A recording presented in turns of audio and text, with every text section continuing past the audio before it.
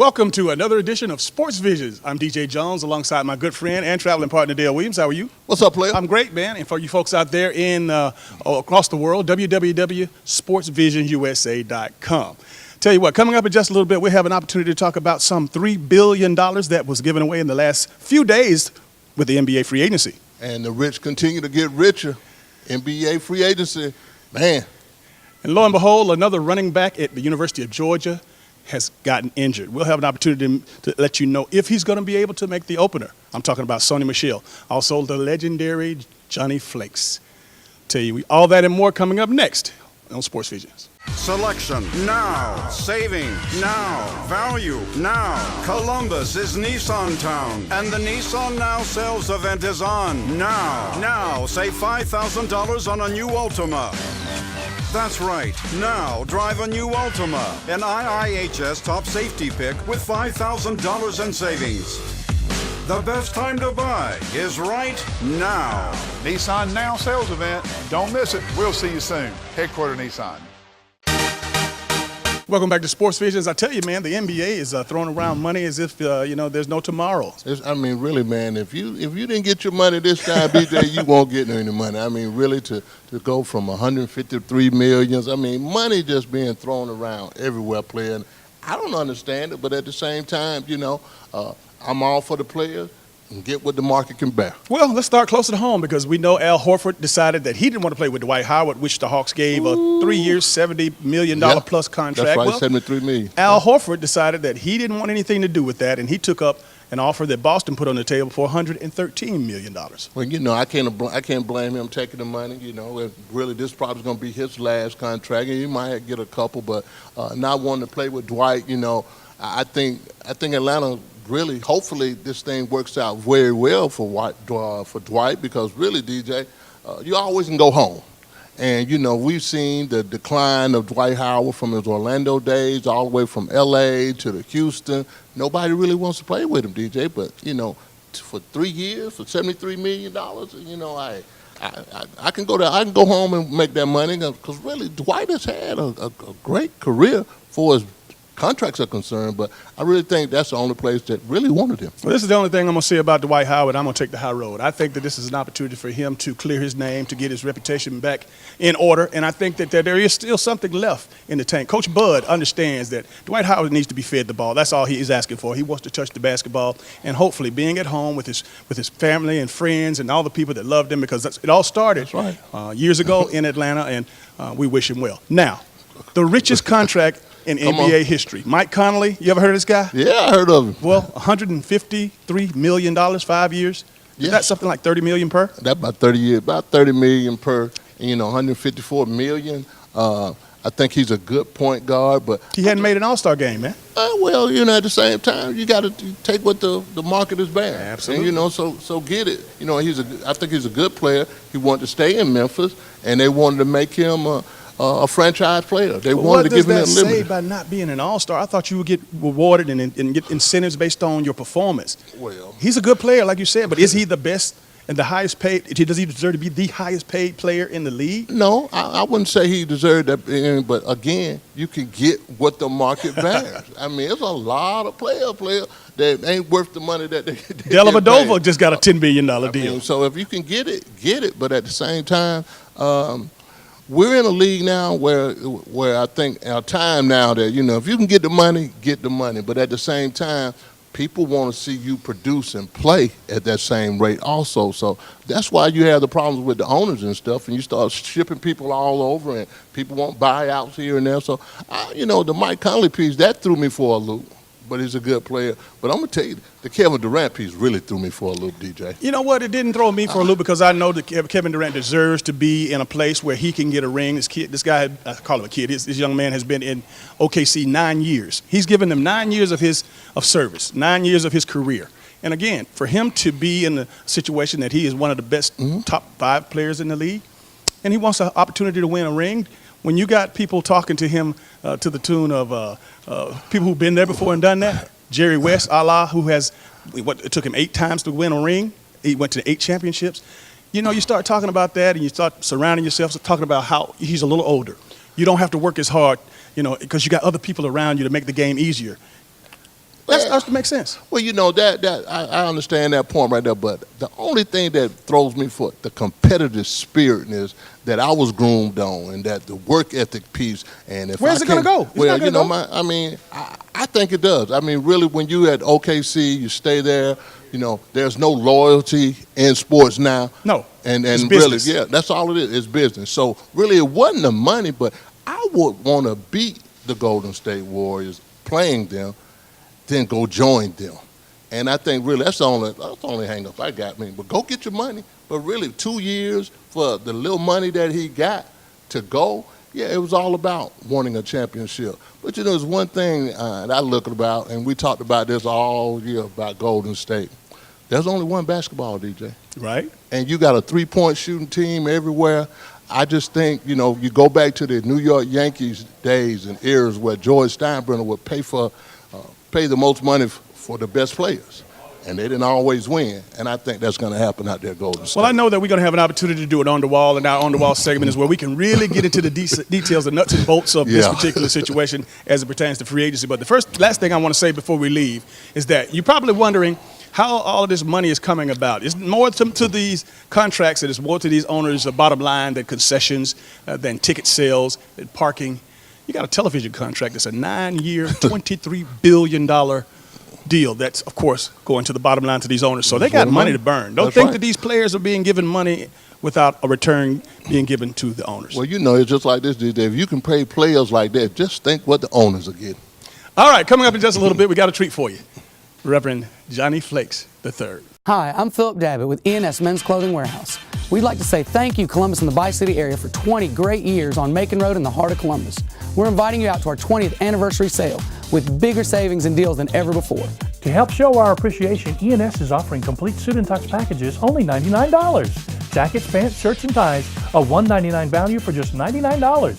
Find us on Facebook for details on how to win a suit or tux package. Come celebrate our 20th anniversary. ENS, where you get more for a whole lot less. Truth be truth, the will to win will win. So intimidate your darkest fear. Revive every forgotten fantasy. Set goals you can never reach, then reach them. Count cards to fight fate stack deck.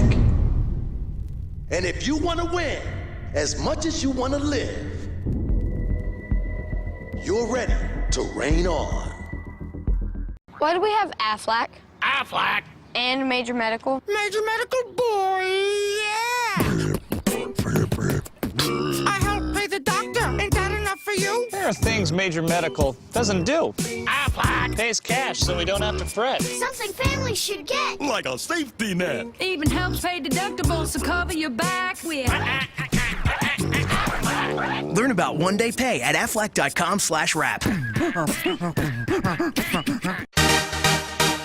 And welcome back to Sports Visions. Now we are at the segment of our show where we are calling the Where Are They Now?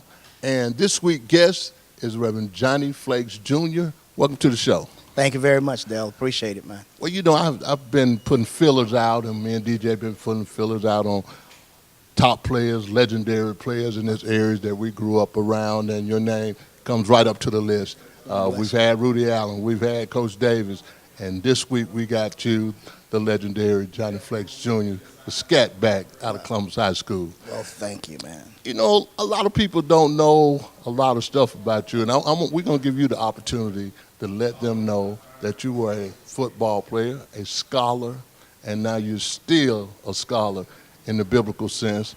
But let people know when you went to high school, where you went to high school. Well, let me say thank you to you, and let me say thank you to DJ and Sports Vision for granting the opportunity to come and to share. But I actually started out at Columbus High School and started my football career actually there, if you will. My football journey started out as a freshman and played freshman ball with a Puerto Rican guy by the name of Papo Preston. Oh, and we played, and the late Coach Oswald was the freshman coach. And we had a great freshman year, and I was moved up to varsity my sophomore year. And in my sophomore year, I wasn't the starting running back, but was definitely making the team and going to the games. And my sophomore year, I was given the opportunity to play against Carver High School, a school that I really wanted to play for in terms of the powder blue. But that's another story at another time. But I remember that I had about 177 yards in a couple of quarters, and the coach told me to sit down. Okay. So I caught the eye of a coach over on Carver side. He was an assistant coach at that time, the late Leon Crenshaw, that played for the Green Bay Packers. That's right. And he had followed my high school career. When I became a junior, of course, I became a starter. The starting left halfback for Columbus High School. It was Bobby Bynum, that I think was probably one of the best backs to ever come through Columbus High School. Very good. And fullback by the name of Carlton Gardner. We called him Bull. And then Steve Hale was the quarterback, and we had a tremendous offensive lineman there, and then had a great wide receiver in Joe Jones. And so we had a real tight team. And so through my junior and senior year at Columbus High School, I probably averaged maybe about 8 yards per carry. And was selected all by city first team. I challenged some of the young guys today that if they're able to make all by city first team, not second, not third, not honorable mention, then I'll welcome them to the ring, okay? And so I was very blessed to have the opportunity. Well, we grew up watching you. I mean, even when we were at Edgewood, we emulated Columbus High School. We ran the wishbone. So when you start talking to people now about 8 yards per carry, that means they were pitching the ball to you a lot, and you were getting to the corner. I mean, I remember the Steve Hales, the Bobby Bynum, the Carlton Gardner, Johnny Flakes, Joe Jones, the whole system, and under the legendary Pig Davis. The late Pig Davis, man. He was wonderful, yeah. And our backfield coach was Grady Elmore. I played under Coach Elmore, and just had some wonderful coaches. The late Coach Sparks, and also Coach Bunton was our coach as well. So we had a wonderful coaching team. But I had great blockers. Bobby Bynum was our right halfback, so he had to basically take the person that was coming up. That's right. And Joe Jones had to make his block, and Steve Hill was a great pitcher. He read it very well. And Carlton Gardner was a great fullback. So we were a team. It was just not me, but we were a team, and I couldn't have done it without those guys, man. Well, after your great career at Columbus High School, you went on to Tuskegee. And a lot of people don't know that you hold some return records at Tuskegee. Tell us a little about the transition from high school to Tuskegee. A lot of people don't know, but it was Leon Crenshaw, the late Leon Crenshaw, who was a Hall of Famer at Tuskegee. He knew the head coach at that time. I was not getting really a lot of looks. And he and his wife, the former Miss Crenshaw, they would come on Saturdays and pick me up and take me to Tuskegee. And that's how I got introduced to Tuskegee. I did have some looks from Morris Brown. I had some looks from Morehouse and some others. But he actually took time to take me over there and introduce me to the coach. And I went and I wanted to be a halfback. But Coach Sism, the late Coach Sism, who was the coach there, he liked big running backs. They were running the wishbone, and he liked backs anywhere between 5'11" until 6'1", 225, 230, and I didn't fit that mode. And so when I got there, I was on third team, so he had me on the practice squad, and I almost quit. So I called Coach Crenshaw, and he told me that I should hang in there, and he didn't take a quitter over there, and so forth, so on. And they asked that I would return punts and kickoffs, and so that's how I actually really got playing time returning punts and kickoffs. As a matter of fact, I was one of the first punt return, kickoff return specialists that they deemed me as for Tuskegee that was on a scholarship. And I had one of the longest returns of kickoffs. It was against Florida A&M. As a matter of fact, Rudy Hubbard was the coach, and they were a nationally ranked team at that time. And I had the longest kickoff return on FAMU, but it also is in the record book. All right, hold on. We got more coming on Sports Vision. We will be right back to finish up this interview, and we want you to talk about what you're doing now. So hold tight. Don't leave us. We'll be right back. If you're looking for a quality pre-owned vehicle, come see us at Express Motors, 1210 14th Street, Phoenix City, Alabama. Or give us a call, 334-384-9101, with hundreds of vehicles to choose from. In-house financing, the right vehicle at the right price for you. We don't want all your business, just yours. Come see us, 1210 14th Street, Phoenix City, Alabama, or go online, www.expressmotorspc.com. July the 11th through the 13th, 7 to 12-year-olds. July 14th through the 16th, 13 through 18-year-olds. Please contact Lester Hood at 706-580-9240 or DJ Jones at 706-681-1136. War Eagle. Welcome back to Sports Vision, and we're going to continue doing our interview with Reverend Johnny Flakes Jr. about his luxurious career in not the NBA, but in college football, and we left off at Tuskegee. Mm-hmm. And I want you now to let everybody know how you made the transition from Tuskegee to what you're actually doing now. Mm-hmm. Let them know what you're doing now and all the things you learned in football, how it helps you out now. All right.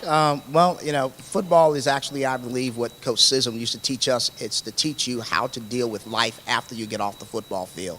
And life is basically choices and decisions that you make on the football field, but it can also transition to life. But after Tuskegee, I actually got looked at by an NFL football team. Oh. I didn't get drafted, all right, but I got looked at. We're actually two, and one was the Baltimore Colts at the time. They're the Indianapolis Colts now, right. And by the Atlanta Falcons. But they wanted me to come in as a walk-on. They wanted me to come in, to try out. But I had a professor who actually was a PhD physical therapist. And there was a joint program between University of Alabama and Tuskegee. And he asked if I wanted to work on my master's. I was a political science major, was going to law school, and he needed 5 students who had pretty good grades, and I maintained some pretty good grades. And he said, well, if you can get your master's free, would you consider this joint program between the University of Alabama and Tuskegee? And it was in counseling. And I really didn't have any real desire, but then after I decided I would not go and walk on and possibly get injured, possibly by trying out for the Baltimore Colts, the Atlanta Falcons, I decided to go to graduate school. And so my first year was spent at University of Alabama. Then if you finished that part of the program, then you had an opportunity to go on to finish your master's at either Long Island University, South Alabama, or the University of Iowa. And so I went to the University of Iowa and finished my master's because that's where my professor finished his PhD. And so became a graduate assistant at the University of Iowa. And then after that, did a long stint in terms of counseling with a company out of Irvine, California, residing in Atlanta. And then was basically dealing with the ministry. I didn't want to be a pastor. I definitely didn't want to be a preacher. So ran for a while and ended up in Tampa, Florida. And that's where I received my call. And so I was told that if you're going to be called, you need preparation. Returned back to Atlanta, went to the Morehouse School of Religion, ITC, and finished my MD of there, my Master's of Divinity. And then after that, I went on to get a doctorate from Mercer University, McAfee School of Theology. I finished that in 2015. And I'm the proud pastor of the 4th Street Missionary Baptist Church, where my father pastored for 50 years. And the mantle was passed, and so I'm thankful and humbled to have been given that privilege and opportunity to be a pastor of that church. Well, I had the great opportunity of talking to your dad before I was making a transition when I was at the Chamber of Commerce, and I used to go see him quite often for some advice. And he told me one thing, and he would say things, and it wouldn't say much, but whatever you saw, you kind of thought about it. And he told me to write the vision down, make it plain, and for those who read it, and run with it. And I still live by that today. Bless you. And speaking of vision, What is your vision for 4th Street? What is the vision for the student athletes in this area and just coming up, the kids that are coming up now? What's actually your vision? Well, our vision at 4th Street has been one that's been crafted, and that is to become a caring, sharing, fruit-bearing fellowship. That has been a long-term, vision. But most importantly, I think the vision also is to make a difference in the lives of people, equipping them to be disciples, not just be church members, but we're basically dealing with something that's called moving from membership to discipleship.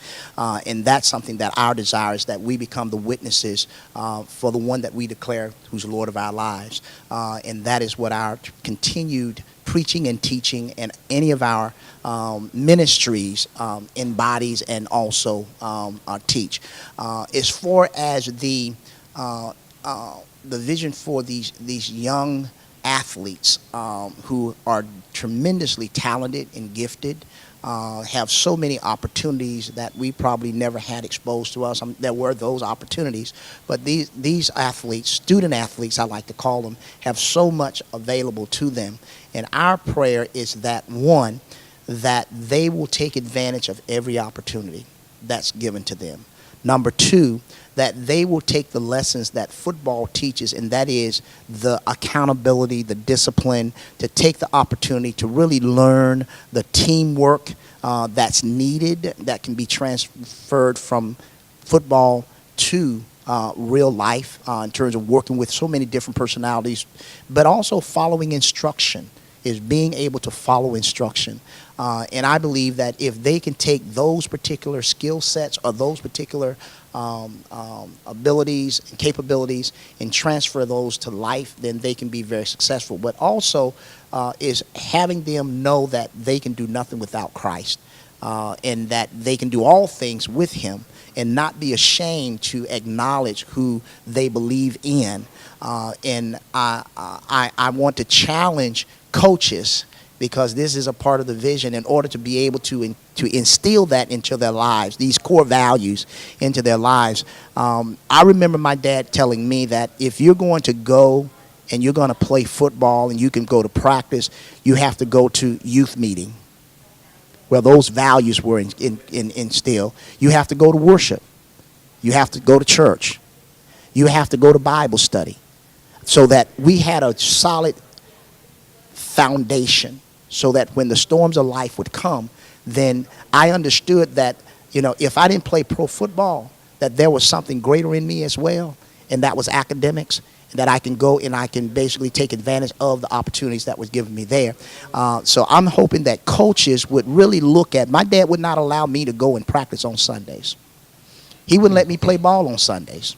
Okay. And I just pray that coaches would really evaluate that, because we have so many kids that need a solid direction spiritually. They're great athletes, but hopefully that they can begin to look at, if they're going to practice on Sunday, let it be after worship, 3 o'clock, 2 o'clock, Hey, well, there you have it, the legendary Reverend Johnny Flakes Jr., and we'll be right back. This is Sports Visions. A smile is the most admirable thing you can wear. And for anyone age 1 to 101, Cook Dental Care has a smile for you. Dr. Kathy L. Cook offers a wide range of individualized, innovative services, from basic preventative dentistry to specialized care. We provide comprehensive dental care for the entire family, including pediatric. Insurance, financing, walk-ins, and new patients are always welcome. So for your family's dental care, visit Cook Dental Care. This is Susan Cooper of the Greater Columbus Urban League. Please join the Urban League movement by becoming a member. Membership is only $50. Our goal is 3,000 people to become members by August 1st and give back to the community through the Urban League. Invest in our youth and donate to help complete summer programming for summer jobs. The Urban League, equal access to equal opportunities, jobs, education, housing, and health, empowering communities and changing lives. To give now, stop by the Urban League, 802 First Avenue, or call 706-322-6840, or go to our Facebook page, Urban League of Greater Columbus. And welcome back to today's final segment of Sports Vision. And I tell you, man, I just get so excited when I hear these older athletes that we followed. Of course, Johnny Flakes and the likes of Coach Davis last week, and prior to that, Rudy Allen. Man, this is just some great history for not only us, but certainly for our audience out there. I mean, really, we always talk about it and we always brag about it all the time. We've always had ballers in this area, and then we continue to have. We didn't get the coverage and the recruiting angles that these kids get down, but we've always had players around here, DJ. I'm just thankful that we had this segment to share that knowledge and share some of that history, man, because, again, you know what? If we don't tell it, who will? That's right. If we don't tell it, nobody will, but at the same time, man, I'm glad to have had Johnny on the show, the Rudy's on the show, Coach Davis, Andre Kennebrew, and DJ, we got another list of people, man. Can't leave out Loretta Cobb now. That's right. I'm sorry, Loretta. I'm sorry, Loretta. I tell you what. You know what? We're going to the SEC Media Days. And that's going to officially kick off football season. But before we go there and talk about that, Sony Michel, can you believe that he has fractured his forearm? I mean, I hate that, man, because really, I'm telling you, man, Georgia is short on running backs right here. But now, I was sharing it with my son and talking to Tammy about it. I'm like, there's always somebody to run the ball at Georgia, player. And if you've been out on a rock over the 4th of July weekend, that's right, the University of Georgia starting running back this side of Nick Chubb, Sony Michel, was hurt, broke his arm on Sunday, had surgery on Monday, and is expected to take at least 2 to 3 months to heal. Yeah, I mean, you're talking about 8 weeks, and they play in 8 weeks. So it's going to be interesting to see how the Holyfield piece, Tay Crowder, he gets a chance now, DJ, and really it just gives somebody else an opportunity. But I'm telling you, man, I am hoping and praying that is all the stuff that I'm hearing about Nick Chubb is that he's going to be able to play. That's going to be big. You're right. But going up to, of course, that makes it that much better. Talking to the coaches, especially the University of Georgia's coach, and finding out the ins and outs of how this is going to affect how he's going to know he's going to be looking forward to dealing with these younger guys because they don't have a choice. That's right. Again, as far as Nick Chubb is concerned, opening up on September the 3rd at the Chick-fil-A Kickoff Classic against North Carolina, I would not have him playing on that artificial turf. Georgia's opening up with North Carolina in the Dome. Next week they're playing Nicholls State. I would bring him back in Game 3. Can't tell him to play in, DJ. I hear you, DJ, but I just want him to play this year. I think if he plays, I think Georgia whole team will be lifted to another level if he's even just able to come back. I think that'll be big. And really, we're going to find somebody to run football. That always happens. All right. Well, that's going to do it for all the time we have for today's show. For Dale Williams, I'm DJ Jones, reminding you to keep your eye on the ball. Have a great week.